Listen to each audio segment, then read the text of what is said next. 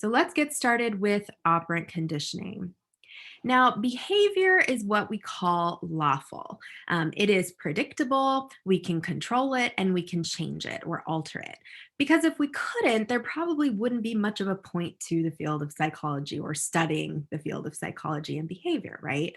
If behavior was just random and you could never predict when or where it was going to happen or how often it was going to happen or at what intensity it was going to happen. We can measure all those things with behavior, but if we couldn't, there really would be no point in studying it, right? It was if it was truly completely random, but behavior is not. It is very predictable, controllable, and changeable. And the behaviors that do occur that we engage in are influenced by our environmental events largely. So whatever is happening in the environment, those stimuli are going to affect what behavior it is that you behave in. There are behavioral laws. You can represent the function of the environment on behavior and the effect it has mathematically. So there is this little equation here. But basically, it's just saying that the function of the environment does affect behavior. Okay. There is a function of the environment that affects how often behavior occurs. So, what exactly is operant behavior? This is behavior that is controlled by its consequences and strengthened through the process of reinforcement, which we're going to talk about at length in another lecture, or weakened through the process of punishment. Now, this is different from classical conditioning, which we talked about last week, where a stimulus elicits the behavior, right? In this case, behavior is controlled by whatever comes after it, not before it. For example, if we give the command sit and a dog sits, so that's the behavior, what comes after is the consequence, right? The dog gets food. So in this case, this would be reinforcement.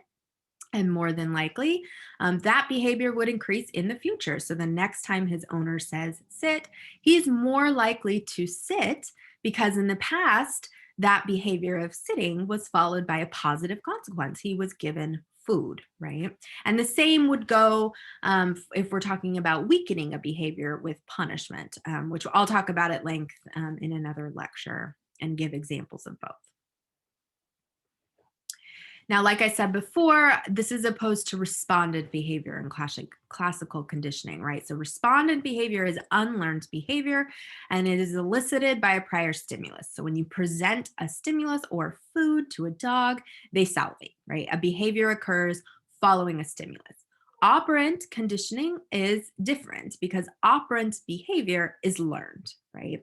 And it's controlled by what comes after it, not what comes before it.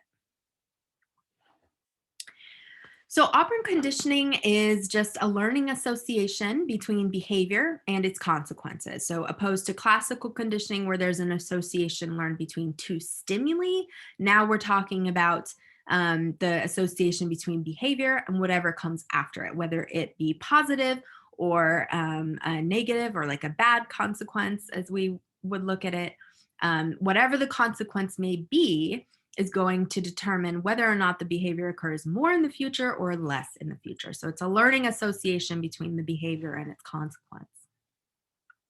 And operant conditioning is typically what we think of when we think of learning, right? So operant behaviors are established through a learning history. You learn these behaviors. Remember, we mentioned last week when we were talking about respondent behaviors in classical conditioning, those behaviors are unlearned, right? They're reflexes. You're born knowing how to do them. But operant behavior is not like that. And for humans, a majority of our behavior is operant behavior. It is learned, right? It's established through our learning history as we grow and develop. So, for example, you study to get good grades. The grades are the reinforcement, right? So, you engage in the behavior of studying. In the past, when you studied, you got good grades. So, now in the future, you're more likely to study for an exam, right? Because the consequence that followed that behavior was a positive one. Another example is you drive within the speed limit to avoid fines. So let's say you used to drive over the speed limit, so that's the behavior. The consequence of that was a punishment, right? You got a ticket, you got pulled over and got a ticket. So now in the future, you're less likely to drive over the speed limit to avoid getting that ticket, right? So we learn these behaviors. We're not born knowing to drive over or under the speed limit. That is something that you learn, right? When you get your permit and your driver's license and you go through a driving course. So most of our behaviors as humans are learned behaviors. Now, the behavior response that we're talking about in operant conditioning is voluntary in the sense that the organism may or may not behave. There is no sort of force or anything being restricted on the organism that they have to engage in a behavior, but given the environmental variables, they do behave, but it is considered a voluntary response. And finally, the behavior is modified according to its consequences when we're talking about operant conditioning. So again, just like I mentioned before, when we have reinforcement, behavior increases in the future, so it's more likely to happen again in the future. And when we're using punishment of a behavior, the behavior decreases in the future, or it's less likely to happen in the future. So this is just a picture of an experimental chamber. These are often used typically with rats. The pigeon ones look similar to this, although slightly different. Actually, I think the picture on the left is a pigeon chamber and the one on the right is a rat chamber. So in the pigeon chamber, they actually peck those holes, or what we call chelites. And on the right with the rat, they actually press down on the lever. So those are those two things in the chamber that you see kind of sticking out from the wall. They actually press down on those to do certain things. They'll get water or they'll get food. And that's kind of what a basic experimental chamber looks like. Now we are lucky enough to have a rat lab on campus at Sac State. Now, right now, of course, it's not being used, but when classes are back in session in person, it's a really fun lab. I took it as an undergrad while I was there and a grad student. I have taught the class a couple times. And I have assisted in the lab a few times. It's really, really fun. So if you find yourself really interested in psychology and you kind of stick to that track, and you want to take a fun experimental animal lab, the rat lab at Sac State is a really great course. And this is just a video I had from a rat that I trained. And I wanted to show you this video just because it's kind of fun. So what's going to happen is the rat was actually taught to pull a chain. So she's going to do that. The light goes on. And only when the light is on can she press the lever and get water. So it's a chaining of behaviors that were taught to her. She pulls the chain, light goes on, presses the lever, she gets water. So this is a really fun, experiment that we did. And of course, this took an entire semester, right? Because you have to teach the rat to press the lever, then you have to teach the rat to only press the lever when the light's on, not when it's off. And then you have to teach them to pull a chain too. So it is an extensive thing that is done, but just to show you guys what we can do with animals, it's pretty amazing and pretty cool. And great that we have that opportunity here at Sac State. So let's talk about some prominent figures in psychology because they kind of paved the way for us in the field in terms of all these processes that we're going to be talking about this week. So of course, one prominent figure, we discussed him last week in classical conditioning, but Ivan Pavlov. He was a Russian physiologist who conducted research on digestion for dogs. So remember, he wasn't originally investigating classical conditioning, or that's what we now call it. He was just looking at for different kinds of foods, do dogs secrete different type of saliva? That's kind of what he was looking at. But instead, what he actually discovered was the basic learning process of classical conditioning, right? So that is what he is most well known for. And another figure, which we also discussed last week, was John B. Watson. And this is who we typically think of when we talk about the father of modern behaviorism. So he really started the movement in psychology known as behaviorism. Now, it's not the same behaviorism as we have in the current age, right? So applied behavior analysis is quite different from what John Watson originally established behaviorism as. I think, in some psychology classes, you might be told that behaviorism is sort of the same as it always was. It's not. It's definitely evolved over the years and with time and with different research that has come up. through the field. So it's definitely not the same as John B. Watson's behaviorism, but he was the first one to kind of go away from a lot of the findings and just way of thinking of psychologists at the time. So he was the father of modern behaviorism. And he was greatly influenced by Pavlov's work on classical conditioning. So he kind of saw that and went, I think there's something to this. And he looked at it, with the fear experiments that he did with little Albert that we talked about last week, because he was primarily concerned with looking at the control and prediction of behavior. So Ivan Pavlov just kind of discovered the process, like this is what happens when we do this. And John Watson thought, well, can we actually control for this? Can we measure this?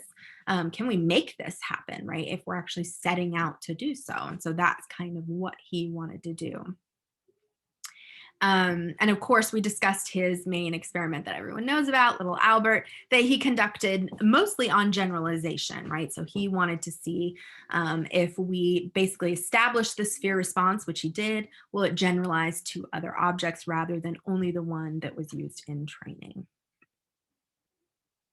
Now, Edward Thorndike is another early researcher, and his major contribution to the field was his description of the law of effect.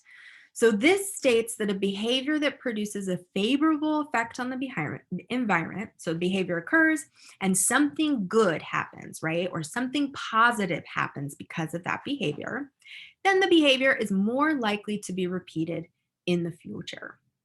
And this is really easy to think about any behavior you engage in. If every time you flip a light switch and the light comes on, you're no longer in the dark, right? So that behavior of flipping a light switch produces a positive effect on your environment. Therefore, you're more likely to go and flip a light switch on next time you're in the dark, right? So your behavior increases or changes in the future because of the positive consequence on your environment. And he conducted experiments with cats that he put in puzzle boxes. So these are the experiments he is most well known for. So this is what the puzzle box looked like. You see a trap door there on the left, and there's a lever attached to a string inside of this chamber, right? And if they step on that lever, it will lift the trap door. And then food was placed sort of on the outside of the box. You kind of see it there in front, where the cat could see it, but they couldn't get to it, right? So it's sort of like a clear box where they can see the food, but they can't get to the food. And what he wanted to do was investigate how behavior can be modified by the consequences that follow it, right? So he used hungry cats, right? You have to make sure they're hungry if you want them to work for food. And this apparatus called the puzzle box. Now, when an appropriate or the correct response was emitted, that means the cat steps on the lever, the door of the puzzle box is opened, and the hungry animal is let out and he can eat, right?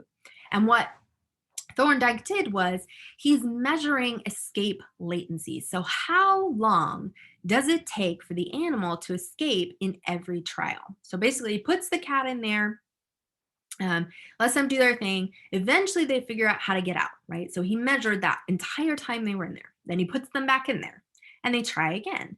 And initially it takes the animal a really long time to escape, right? They have to figure out what's going on. They probably explore the puzzle box a lot. They probably mess with the lever or mess with the string, knowing cats. But eventually they do step on the lever. And over successive trials, as he places them in the puzzle box over and over and over again, the amount of time that it takes them to escape significantly decreases. So here you can kind of see the process of a cat figuring out how to open this trap door to get to the food. So they probably reach through the cage, they can't reach the food. Like I said, they mess with the lever, they mess with the string, they probably play with it for a while. And at some point, their behavior probably accidentally opens the door, right? Because they're messing with the lever. And eventually, after many trials, they learn that pressing the lever is paired with that open door, right? And getting food.